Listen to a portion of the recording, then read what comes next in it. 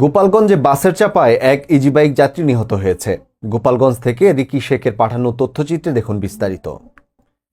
গোপালগঞ্জে যাত্রীবাহী বাসের চাপায় ইজি বাইক যাত্রী রেজওয়ান সর্দার নামে এক কলেজ শিক্ষার্থী নিহত হয়েছে। এই ঘটনায় আহত হয়েছে ইজি বাইক চালক। পরিবারের লোকজন জানায়, আজ রাত 8:30টার দিকে গোপালগঞ্জে কোটালীপাড়া থেকে ছেড়ে আসা ঢাকাগামী কোটালীপাড়া স্টার এক্সপ্রেস পরিবহনের একটি যাত্রীবাহী বাস ঢাকা খুলনা মহাসড়কের বিজয়পাশা এলাকায় পৌঁছালে বিপরীত দিক থেকে আসা একটি ইজি বাইককে চাপা দেয়। এই সময় ঘটনাস্থলেই রেজওয়ান শেখ নামে ইজি বাইকের যাত্রী ওই শিক্ষার্থীর মৃত্যু হয়। এই ঘটনায় গুরুতর আহত ইজি বাইক চালককে স্থানীয় লোকজন উদ্ধার করে গোপালগঞ্জ 250 শয্যা জেনারেল হাসপাতালে ভর্তি করেন। নিহত রেজওয়ান সর্দার সদর উপজেলার বিজয়পাশা গ্রামের মাসুদ সর্দারের ছেলে। সে গোপালগঞ্জ সরকারি বঙ্গবন্ধু কলেজে অনার্স 3য় বর্ষের ছাত্র।